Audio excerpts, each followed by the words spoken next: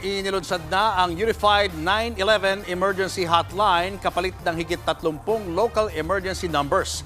Nasa frontline ng balitang yan si JC Cosico. Mapasunog, aksidente o iba pang klase ng sakuna o emergency, pwede nang itawag sa Unified 911 Emergency Hotline. Kung ano ang emergency, may direct line, ipipress lang sa computer kung sino ang kailangan kusapin. Diretso na. May 5-ring rule ang DILG para sa Unified 911 Hotline. Ibig sabihin, dapat masagot ang tawag sa loob lamang ng 5 ring. Mula sa call center, ire-refer ang tawag sa pinakamalapit na police station, fire station at iba pa para marespondehan. At ang target response time, 5 minuto.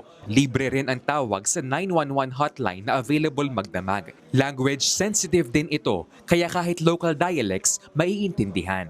Sa unang araw na full operations ng Unified Hotline, umabot sa 58,000 ang tawag, pero karamihan prank calls. Kaya babala ng DILG sa mga nagbabalak gawin yan.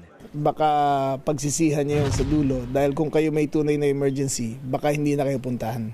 Hindi na tatanggapin ang tawag niyo. Sa PLDT office sa Sampaloc, Manila ang call center para sa 911 hotline. When lives are on the line, every second matters, as you know, and when lives are at stake, our sacred duty to our people emerges at that time.